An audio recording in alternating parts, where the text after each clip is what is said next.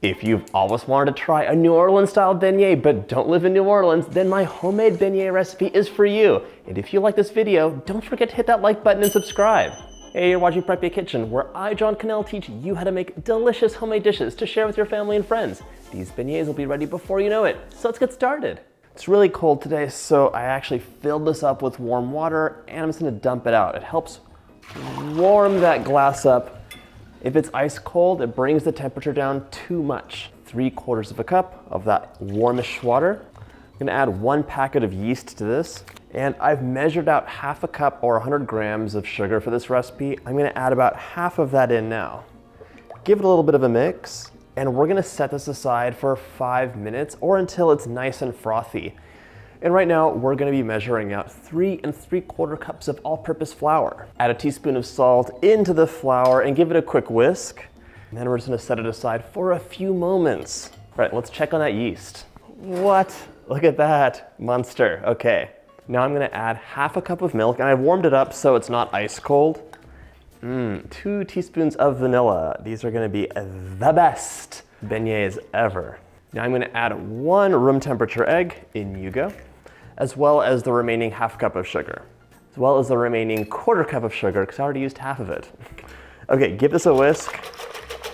And now my favorite thing to do whenever I make any kind of a enriched bread, or any bread at all really, is to add 1/2 of the flour in first, little by little, and then whisk as I go. This way you'll have a really nice smooth paste, and your mixer is just gonna mix it up so much more easily.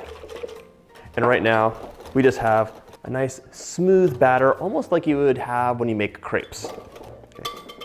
Get that stand mixer out, and now we're gonna put it to use. Clap, clap, it's the letter of the day.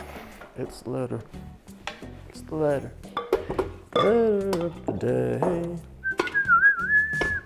Pop a dough hook onto your stand mixer. You can also use a hand mixer for this if you want to. Most of them come with little dough spiral attachments. I get that question quite a lot. We're gonna add the remaining flour as we mix on a medium speed after we plug this in. All right, now let's add the remaining flour. Once the dough comes together, you're gonna add 3 tablespoons of room temperature butter, and it can be a little bit softer than you might normally use, even melted if that's what you wanna do. All right, toss it in. All the butter's in there. It'll mix up for about 4 minutes on medium speed, and you'll see it's just an amazing, sticky, but really smooth, nice dough. Sticky though. Okay, by the by, whenever you have a super sticky dough, like this one is, that's just how enriched doughs are. You're loading them with as much delicious things as possible, like butter and milk. So they kind of have a hard time acting like a normal dough. That's fine. All you have to do is use a little bit of flour in some strategic places. You don't want to load too much flour in here, but for example, right now I'm scraping the bowl down, and as it mixes, I'm just going to sprinkle a little bit of flour on the edge, and that'll help it pull away. It's totally optional, but if you're standing by your mixer and have nothing else to do, why not? If your dough seems too wet, you can always add up to 1/4 cup of flour, but it should be fine if you measured everything out carefully. Let's take a look. You want your dough to be sticky, but not stick to your finger. So right now, oh, it's not sticking to my finger. How nice. Well, maybe a little bit. I'm gonna run this for just a few more seconds, and then it's gonna be ready to go into a bowl.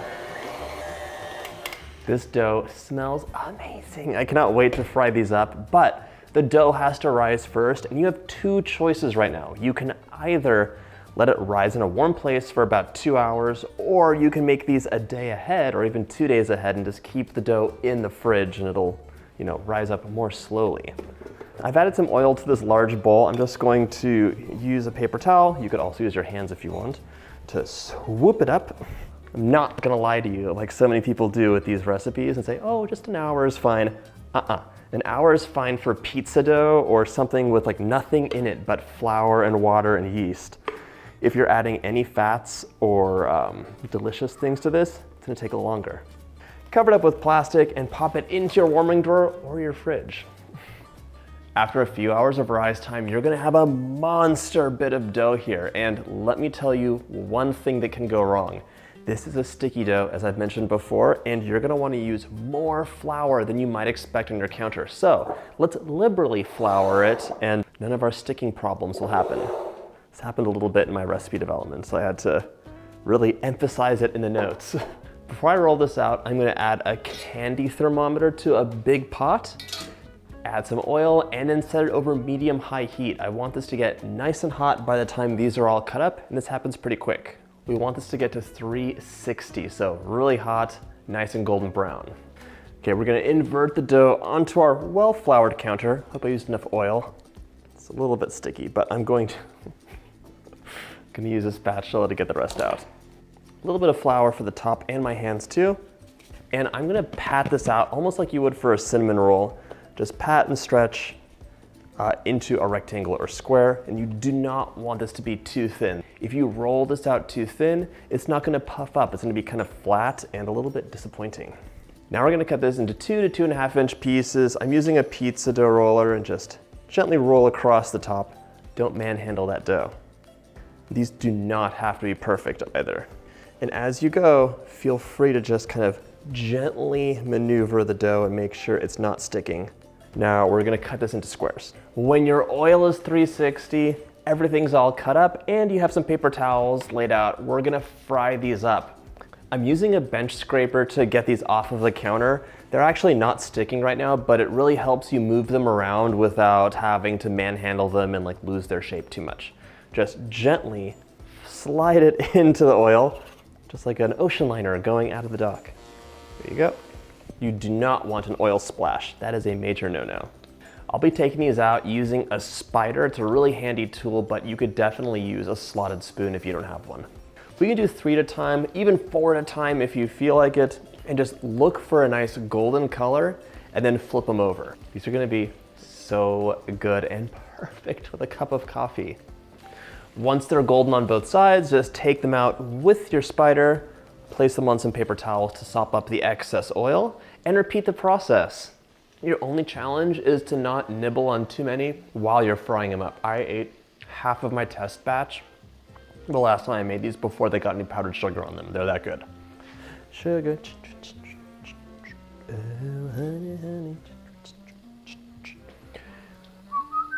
Last one's out of the oil. All we're gonna do now is dust them with powdered sugar. The amount is really up to you. I like a light dusting. These are like perfectly sweet, but if you wanna make a sugar monster cloud, it's totally okay. Dust it over the top. If you want, you could definitely do a double dust. No one's gonna mind that. I cannot wait to destroy all of these. If you like this video, check out my breakfast playlist. That is so good. I'll see you in the next video.